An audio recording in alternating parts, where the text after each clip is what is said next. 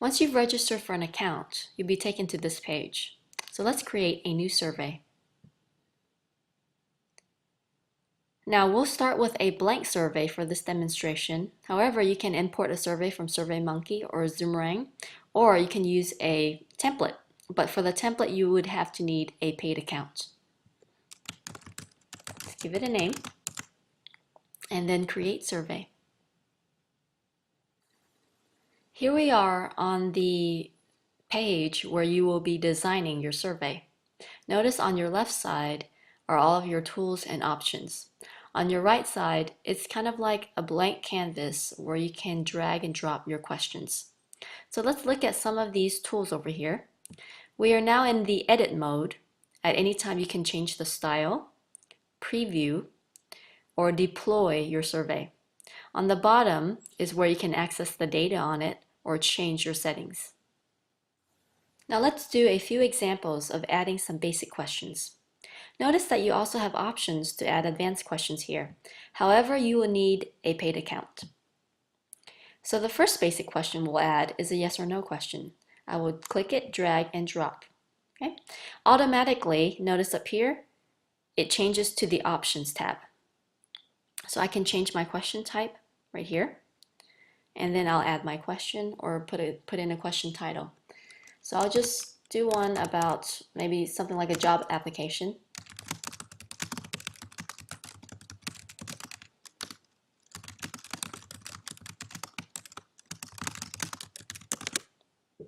And that's it.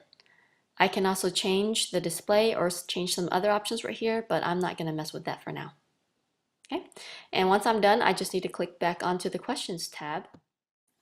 Let's try adding another question that is a basic question. So let's try a text response question this time. Drag and drop.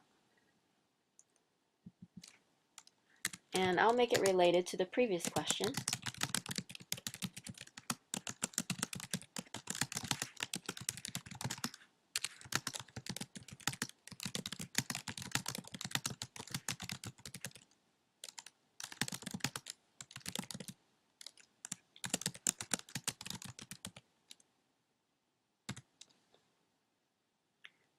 And since this is a text response, that's all I need to do. Now I noticed that I forgot to add something to this previous question, so all I need to do is click on it, and I just get brought to the question, change it, and that's it. Let's try adding another type of question. So this time let's do a drop-down question. Drag and drop. And I'll do it for something else, like maybe a customer service survey.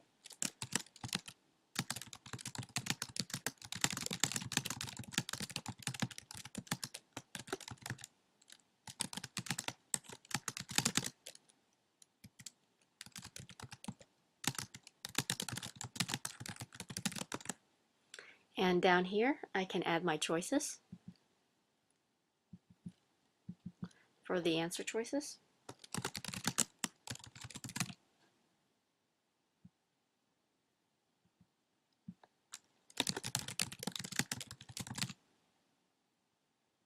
And if I want to add more choices, I just click on the Add button.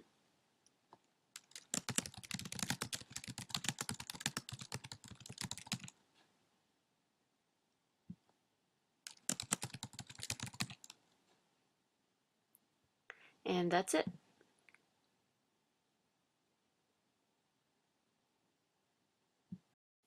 This time, let's try a more advanced question style.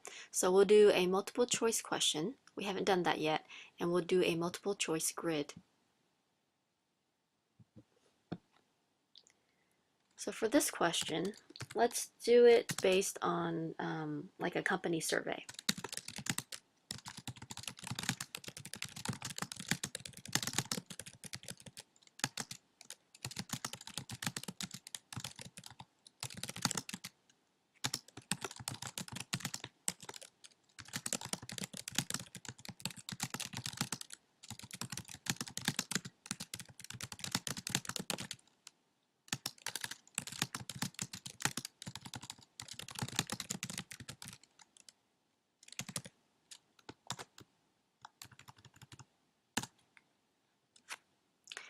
So down here, notice that I have choices and variables. Okay, on my question, it looks like this. So for the choices, I'm going to make 3 choices. The first one will be agree, then neither, and disagree. And then I will change my variables, which are the statements,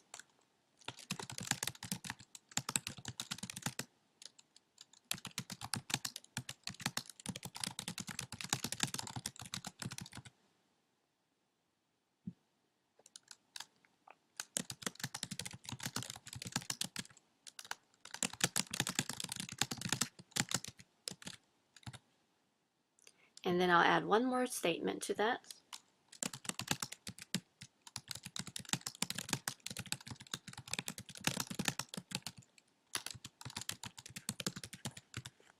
Okay, and that's it. So that is what it looks like if you use a grid style question. The last style of questions that we haven't tried yet are the checkbox style questions. So let's go ahead and drag and drop this in. And let's make this question about company, maybe technology training.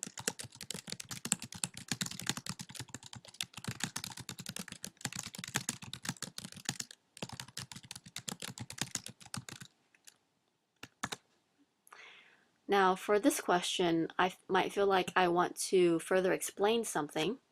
So maybe I want to explain the word comfortable more, so I can add an extra description here.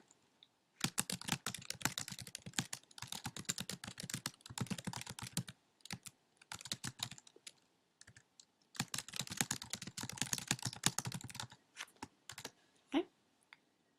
So I'll go ahead and add my choices.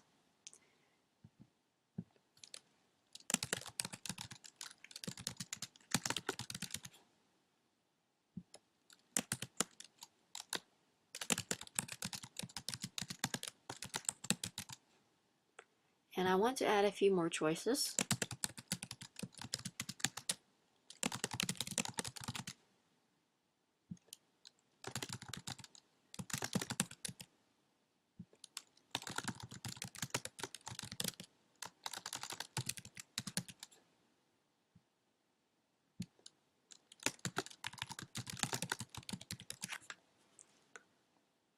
And that's it. So it seems like we have tried out all the different basic questions.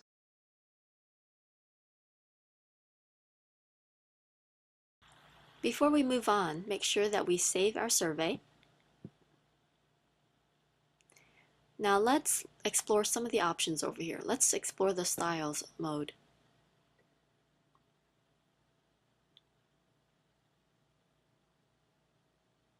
Okay, notice on your left side, it's still where your tools are, and on your right side is a preview image of what your survey looks like. So for this one, I kind of like the theme that I have, so I'll stick with this. However, I think that maybe the font is too big, so I could change that by clicking on this Customize tab up here. And you can customize the logo colors and all of these different things on the survey. So I'll click right here. And I want to change the text. It's a little bit too big for me, so I'll change it to 12 point. And you can explore all these other options on your own time. And I'll just save this.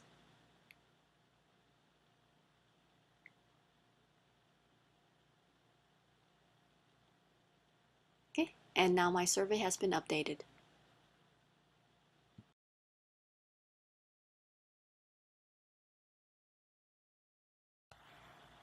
Now let's go back to our Company X survey.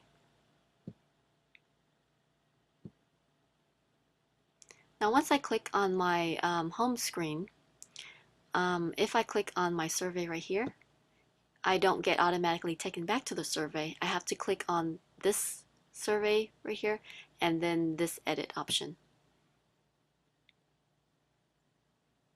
And it takes me back to the survey. So I've explored the style option. Now if I wanted to preview it, make sure that you always press the save button before you preview it. And then let's just look at what preview looks like. So it opens up a new tab for me, and this is what my survey would look like to the people who are taking it. Okay. Now if I wanted a link to the survey, I just click on deploy, and this is my web URL where I can copy and paste somewhere. And this right here is my deployment status. So I can click on to make the survey available, or I can close the survey.